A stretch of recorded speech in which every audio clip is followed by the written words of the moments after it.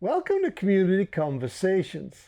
I'm your host, Ian Parkinson, and I have with me today Jeanette Zollner and Noel Burles from the Medicine Hat Cowboy Poetry Foundation.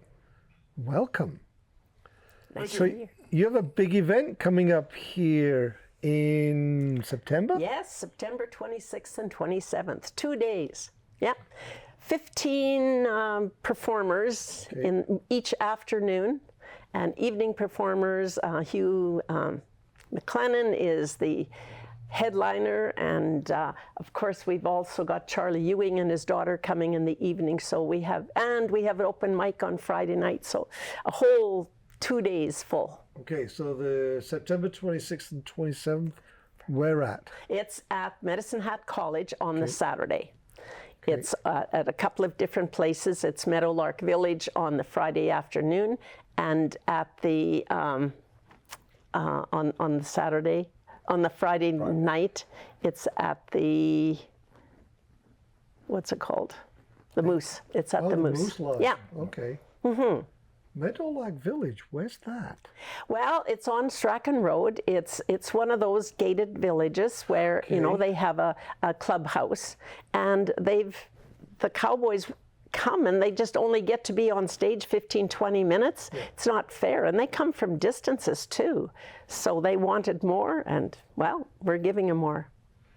So what could, when somebody shows up, what is cowboy poetry? What do you mean by that? Well, how about? Cowboy poetry. Cowboy poetry is, according to the purist, straight cowboy work about your horse, about your saddle. But it's over the years, it's changed like anything else. It's slowly gotten. I was involved in the Pinch Creek Cowboy Poetry Show for years and years and years. And we had a few purists, but it changed, and it's still, now I think it's more day-to-day stuff that you write, that we write about. I have a poem about losing my wrench while I'm trying to fix the tractor, and then, because I've lost it. So it's cowboy poetry, but it's not really. It's day-to-day stuff that we do. It's about stories, and we all have stories. And that's exactly where it started. It started on the trail drives where cowboys were bored during the day and were thinking of telling a story, and they put it into poetry form, and they they entertained each other around the campfire about those stories. Yeah. And sorry. As Jen said, they put it into poetry. If you tell a story 2 or 3 times around the campfire, oh, I heard this one.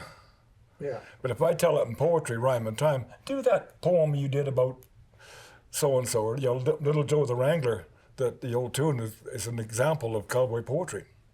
Well, we were talking earlier, Noel, and you mentioned that the horses respond to that cadence of the poetry when it's spoken. Yes, they will. They'll speed up a little bit. You'll just feel them come more alive, just kind of rather than plodding with their head down. Okay, so you're having music and poetry. Are you having stories as well? Well, people tell stories. In fact, the preamble, that's the one thing about cowboy poetry, it usually comes with a preamble. In other words, you're talking about what made you write this in the first place? What prompted you? What was the part of the story? Or if you're using someone else's poem, how did it relate to you? And that's what stories do. They help us connect to each other and connect to our own stories. Right. And I mean, how far back do you go with music, Noel? 1964. Okay, so you've got a couple of years under your belt. Yes. Okay, is there any particular music you enjoy? My tastes have changed over the years. When I first started to play, of course, I grew up way back in the country where we didn't even have power yet. Yeah. When we did, we got Saturday Night Live on Tuesday. And I was Hank Williams and Johnny Cash and Marty Robbins. But as the years went by, I played rock and roll for a while. And I found out the country paid better money, went into the country rock scene. Now I'm more into bluegrass.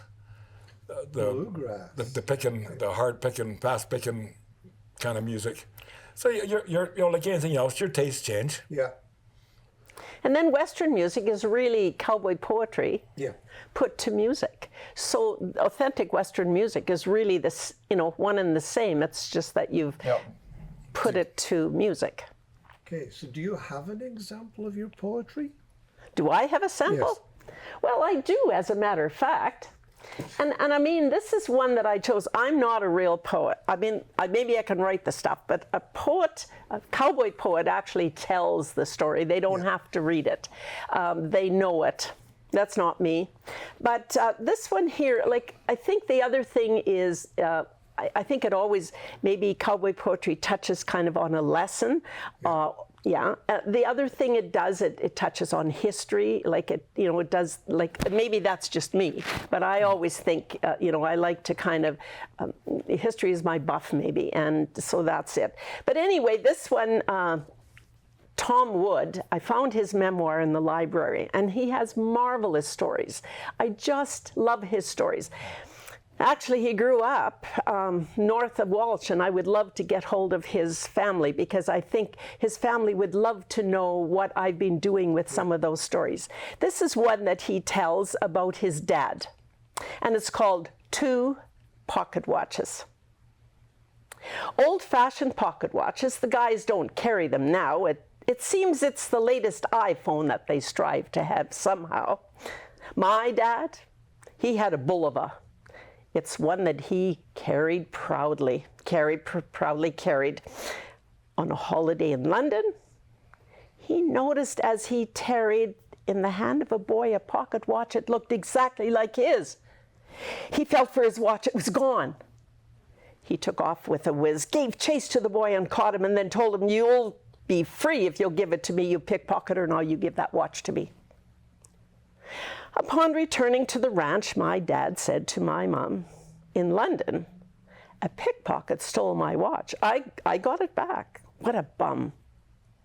She said, I can't believe what I hear.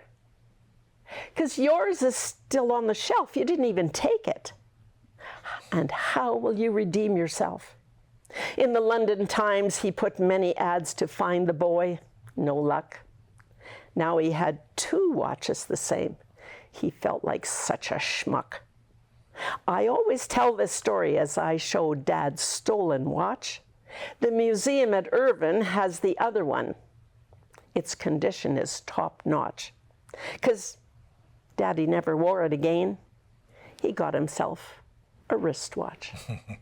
Well done. And by the way, if you will look on your jeans, you got one too, watch. right? Yeah, a watch pocket. A watch, yeah? Yep. Just a pocket exactly for it. Yeah, they're too small for an iPhone. But they That's hold true. guitar picks very well. Yes, they do. Yes. So if somebody's interested in Western music, cowboy poetry, cowboy writing, or want to join the foundation, how do they get a hold of you? Well, one good way is to look at our website, Okay. mhcowboylife.com. So I do a monthly newsletter, so the numbers and everything is on there. I'm willing to, if they phone me, I'm always glad to have people. If you join the club, it's not like you're adding to it financially, really, but what you are is you're giving your support. And our membership is all over Canada, believe it or not, anywhere from Ontario, Manitoba, Northern Saskatchewan, BC, Alberta, all over. So if anybody wants to come, that is just when it's closer to September, we have the tickets available. Okay. Yeah. Now, you mentioned when we were talking earlier that the Pro Rodeo Hall of Fame in Ponoka is very special to you. Mm-hmm. So what's in there? I mean, obviously there's going to be belt buckles. Oh yes, and trophies and pictures and murals and cases, glass cases with the most beautiful pine structure to hold it together. It is, to me, it is something to see, and it really has all of the people that were inducted into the Pro Rodeo Hall of Fame. Gosh, I don't know how many there are. There's 15 women, 260 206, I think, 216, something like that, are like inducted. And it's all of their paraphernalia, pictures, things like that. Trip down Cowboy memory lane. It is very much, and it's honoring these people who have been inducted, and for very good reason that they have been. Okay, so Cowboy Country Music Event, September 26, 27, 28 It here is. in the Hat. And you talked about poetry. If someone wants to write poetry, I do that. I do it by telephone, and I do it every year with a number of students. All we do is for 1 hour, hour and a half maybe, for usually it's about 5 days. We find a story in that time with them by telephone. We write the poem, we edit it, and we even have time to practice presenting it. And it's easy. Everybody has stories. So all you need is a story, something exciting, something unusual, something scary. That's all it takes. And sometimes all four. And sometimes all four, yeah. And so, sorry? To me, like in school, even poetry is supposed to kind of describe something, make you think. We're supposed to do those kind of things, you know?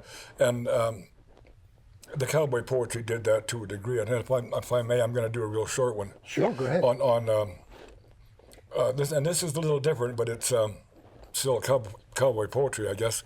Then this is where that broad sense comes in. What is cowboy poetry? So silhouetted on the skyline, stark against the sky, stands a horse and rider, a few clouds floating high. You can see the rifle stock protruding past the horn of a slick pork center fire, weather scarred and worn. The cowboy's wearing bat wings with conchos down the side, and on the horse just visible is a brand upon his side. The pony standing hip shot looks like a dapple gray. You can't see his bridle, his head is turned away, looking down into a valley, a kaleidoscope of green, with willow trees and aspen growing long a wispy stream. The surrounding hills are darkened with shades of umber brown, soon to disappear as the evening sun goes down. The rider's face is chiseled from years of wind and rain, hat pulled low across his brow as he views his wild domain. 'Tis but a cowboy's life enshrined. Is that right? Yeah. 'Tis but a moment of a cowboy's life enshrined, and in the lower corner is where the artist, Charlie, signed. Well done, sir. I could even picture it. Yes. That's, to me, what poetry should be. Yes. And that's a lot of what cowboy poetry is. It's, visual and make you think, and, and I have hundreds of poems. He does. Literally And, hundreds. yeah. The other thing is often there's it has a humorous side. I mean, both of these were relatively serious. I love trickery. Oh yeah, he has some really good humorous ones. And the other thing, often there's a hook. Yes. It means like you're just going along and you really know where this is going, and it surprises you, or it discusses things or describes in a way that kind of are unusual, like not the usual way that you would talk about it. That's the secret of one of my better poems, I guess, is The Dog. Well, old boy, old pal, old friend, we really had some fun, but I can't put off no longer a job that must be done. The thought crossed my mind last summer, but I had more pleasant things to do, and it worked out okay. We both made the winter through. Well, it's a gorgeous day outside. What say we take a walk? I'll just back my rifle here. You can listen to me talk. You and me been partners now for oh so many years. This job I have to do today, it brings me close to tears. Here's that pool down by the river. Always was your favorite spot. You'd splash around the water's edge, bark at the fish I caught. But old dog, old pal, old friend, time to sketch all in its path. Lord, I hate to do this, but I gotta have a bath.